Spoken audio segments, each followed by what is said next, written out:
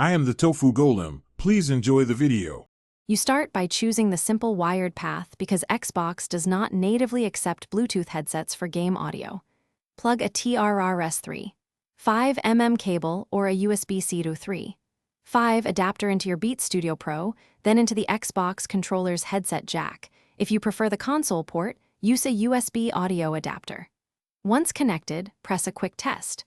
Hold the Xbox button, then navigate to audio to confirm the headset is detected. This gets you straight into the console audio pipeline without pairing hassles.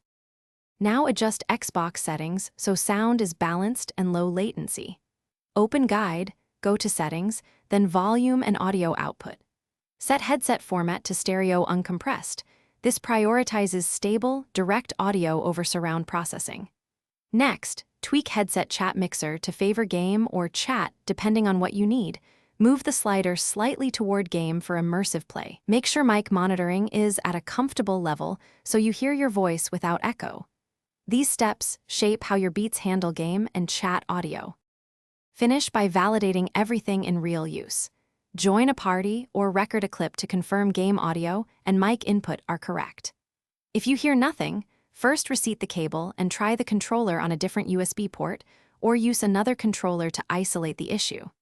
If you get static or low volume, switch the headset format between stereo and Windows, Sonic, or power cycle the console and headset. This clears transient USB or jack negotiation problems.